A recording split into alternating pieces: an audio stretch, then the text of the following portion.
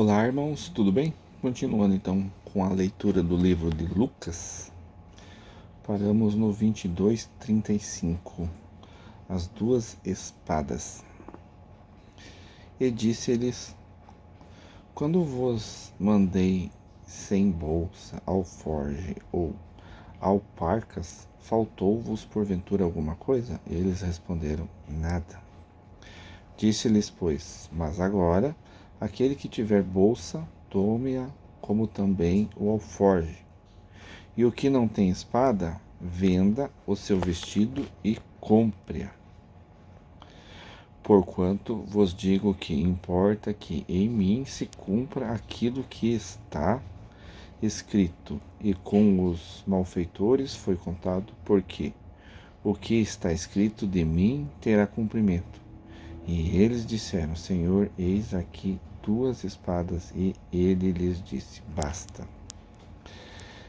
Então Jesus falou o contrário para eles, né? Mas acredito que não foi bem assim, né? Mas talvez nesse sentido que Jesus queria dizer, porque mandou eles 100, né? Mas quando eles estivessem na cidade, na terra deles, eles tinham que trabalhar, custear e prover o seu sustento e a sua vida, né? Nesse sentido, acredito eu que Jesus quis colocar para eles, porque Jesus era contra, né, a espada. Toda vez que você puder interpretar assim, ou tiver na Bíblia alguma coisa escrita que se Deus, o Jesus falou que tem que a espada, falou que tem que ser olho por olho, dentro por dentro, não sei o que, não sei, isso aí se tem alguma coisa assim é porque foi colocado pelo homem, ou a interpretação de quem escreveu não era bem correta. Porque Deus é só amor. Jesus trouxe o conhecimento que era só o amor, o Evangelho trouxe a luz. Jesus não trouxe a espada. Quando Jesus falou que trouxe a espada, para cortar, na verdade, a espada tem um sentido figurado, né? No sentido de cortar. Cortar o mal, ou cortar, separar você do mal. Então, se você tem teus pais que fazem alguma coisa que desagrada a Deus, então você corta, você se separa deles, separa da sua mãe, separa do seu pai, separa da sua esposa, dos seus filhos. Se eles forem maior, né? De maior, menor, nunca vão fazer porque eles têm que seguir a ordem do pai e da mãe. Então é nesse sentido que eu vejo, né, a espada. Jesus em Getsemane, 39, agora no 22:39. E saindo foi como costumava para o Monte das Oliveiras, e também os seus discípulos o seguiram. E quando chegou àquele lugar, disse-lhes: Orai, para que não entreis em tentação. Entreis em tentação é uma coisa que manter a sua vibração em alta, né? Pensamentos positivos, fazer a reforma íntima, fazer o que é certo, né? E apartou-se dele cerca de um tiro de pedra. Um tiro de pedra que era, penso assim, né? Você pega uma pedra na mão e joga a uma distância que ele se afastou deles. Dá o que? 30, 40 metros por aí. E pondo-se de joelhos, orava, dizendo: Pai, se queres, passa de mim este cálice. Todavia, não se faça a minha vontade, mas a tua. Porque ele, como ele já sabia, ele sabia que ia ser bastante complicado, né? E apareceu-lhe um anjo do céu que o confortava. E posto em agonia, orava mais intensamente. E essa parte de e apareceu um anjo do céu que o confortava, quem viu, né? Quem viu? Você precisa ser médium para ver essas coisas, né? Porque aquele que vê tem uma sensibilidade a mais, nós chamamos de médium. E se você vê isso, você vê ele na outra dimensão e não nessa, né? Mas eles podem se manifestar nessa dimensão? Podem, mas aqui não fala, né? Quem eles viram que tá. Então eu acredito que isso aqui foi colocado mais pelo homem, né? Para dizer que Jesus não estava sozinho, estava confortado por alguém, né? Claro que nós nunca estamos sozinhos em lugar nenhum, sempre tem os nossos mentores espirituais, sempre tem aqueles entes queridos que nos amam, que nos querem bem da outra vida, porque nós temos muitas amizades na outra vida, então eles nos guardam, eles nos ajudam. Tem os anjos de Deus, né, que nos ajudam também. Então a gente nunca está sozinho, Jesus também não estava sozinho. Talvez eles quiseram colocar isso aqui para dizer que Jesus estava sozinho, mas Jesus, quem for um pouco mais mente aberta, mente mais expandida, já lê outras coisas, sabe que ninguém está sozinho e tudo que você fala, pensa, faz, está no coração, tudo é registrado, tudo é registrado. E posto em agonia, orava mais intensamente, e o seu suor tornou-se em grandes gotas de sangue que corriam até o chão. Uns falam que essas gotas de sangue eram por causa do sofrimento, por causa da que ele sentia, né, o que ele ia passar, o tormento, né, que sobrevia sobre ele, né, tudo aquilo que ele ia passar, ele estava vendo a visão do que ele ia passar, então ele suava gotas grandes de sangue. Existe uma outra vertente que fala também que como Jesus para entrar no corpo terreno de terceira dimensão, que ele era um espírito muito evoluído, ele teve que se moldar a esse para se enquadrar. Ele tinha muita grandeza, ele estava muito em desenvolvimento, ele demorou 10 séculos, né, 1000 anos para poder se manifestar no corpo de carne. Só que esse corpo de carne ele não aguentava muito Jesus, porque Jesus tinha uma luz muito intensa, a vibração dele era muito alta.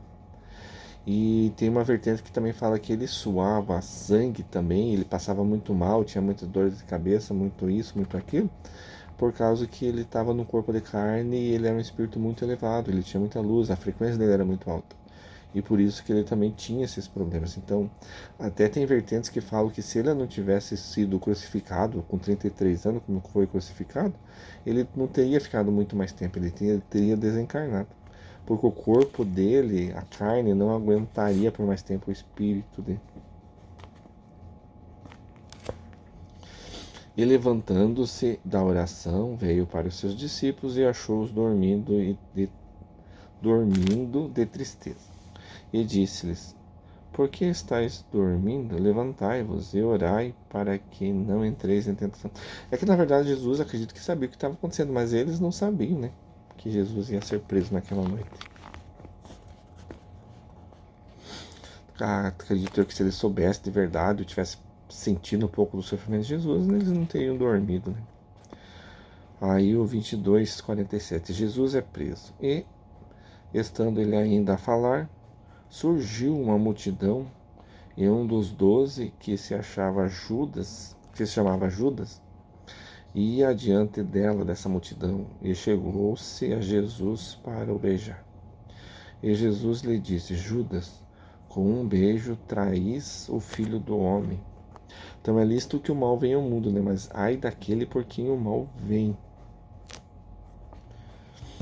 E vendo os que estavam com ele o que ia suceder, disseram-lhe: Senhor, feriremos a espada. Porque eles tinham, pelo que entendi, tinha duas espadas ali com eles, né? E um deles feriu o servo do sumo sacerdote e cortou-lhe, do sumo sacerdote dos judeus. E porque ali os soldados que estavam ali que vieram prender eram soldados dos judeus e não dos romanos. E cortou-lhe a orelha direita. E respondendo Jesus disse: Deixai-os, basta. E tocando-lhe na orelha, o curou. Ferindo, não cortar. Aqui diz ele não ferindo a orelha, né? Não diz cortou a orelha, né? Tipo, arrancou fora. Né? E disse Jesus aos principais dos sacerdotes e capitães do templo e anciãos que estavam ali junto, que temiam, que tinham ido contra ele: Saístes como a um salteador com espada e vara-paus, tendo estado todos os dias convosco no templo, e não estendestes as mãos contra mim, mas esta é a vossa hora e o poder das trevas. Porque primeiro que eles não tinham poder, e segundo que eles também tinham medo, né, os judeus, por causa da multidão, de pegar Jesus no meio da multidão. Então por isso que eles estavam querendo pegar eles sorrateiramente quando ele estava sozinho, né, com seus apóstolos, ou não com todos os apóstolos, mas com alguns. Pedro nega a Jesus.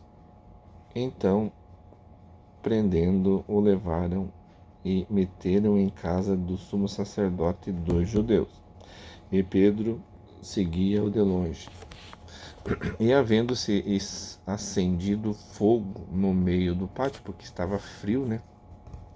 Estando todos sentados, assentou-se Pedro entre eles. E como certa criada, vendo-o estar assentado ao fogo, pusesse os olhos nele e disse: Este também estava com ele, por causa que eles conheciam, né, irmãos? As pessoas que estavam ali, eles conheciam, eles sabiam quem eram os apóstolos. Não vá pensar que eles não conheciam os apóstolos, não sabiam onde é que eles moravam, eles conheciam, é a mesma coisa que acontecer alguma coisa na sua vida. Você conhece as pessoas que estão próximas de você ou aquelas que você vê.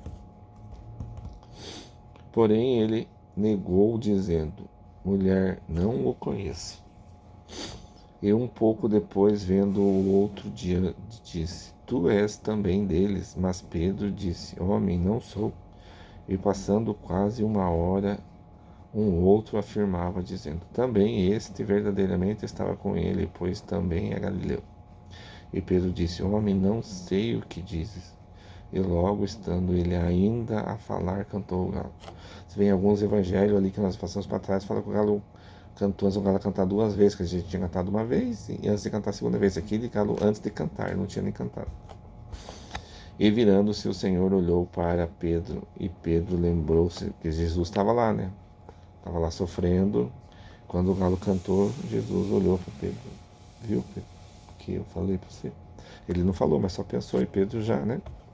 E Pedro lembrou-se da palavra do Senhor, como lhe havia dito: Antes que o galo cante hoje, me negarás 3 vezes. E saindo Pedro para fora, chorou amargamente. E daí, né,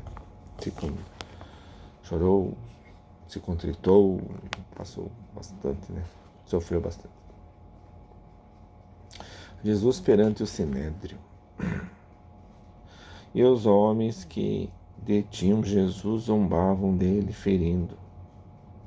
E vendo-lhes os olhos, feriam-no no rosto.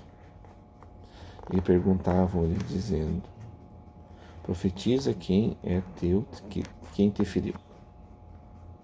Vendando, então eles vendaram Jesus os olhos e batiam nele para ele dizer quem foi. Quer dizer, eles estavam com uma raiva terrível de Jesus, né? Baixaram as frequências e os irmãos negativos estavam fazendo com que eles fizessem essas coisas, intuindo eles, né? E outras muitas coisas diziam contra ele, blasfemando. Não só porque os irmãos das trevas estavam induzindo ele a falar, né? Eles a fazer isso com Jesus. Mas eles também tinham uma raiva muito grande de Jesus, porque o que Jesus tinha feito. E logo que foi dia, né? Então, passaram aquela madrugada, no dia seguinte ajuntaram-se os anciãos do povo. Por isso tiveram que dormir a noite inteira, né? Então eles se juntaram. E os principais dos sacerdotes e os escribas e os conduziram ao seu conselho. E lhe perguntaram: És tu Cristo? Dize-no. Ele replicou: Se vou-lo dizer, não o crereis. E também se vos perguntar, não me respondereis, nem me soltareis. Desde agora o Filho do Homem se assentará à direita do poder de Deus, né? Porque ele sabia que ele ia falecer. E ali seria o ápice, né? Do sofrimento dele, né? Ele ia ter um desenvolvimento muito grande na parte espiritual, né? E disseram todos: Logo és o Filho de Deus? E ele lhes disse: Vós dizeis que eu sou. Então disseram: De que mais testemunho necessitamos? Pois nós mesmos ouvimos na sua boca. Ele só falou que o que eles estavam dizendo. E ele já passando o negócio, dizendo porque eles queriam matar ele. Como tem uma parte muito grande aqui, irmãos, para nós falar, eu vou parar por aqui. Então paramos hoje no 23, capítulo 23, Jesus perante Pilatos e perante Herodes, tá bom? Então, Deus abençoe, espero que os irmãos tenham entendido e a paz de Deus.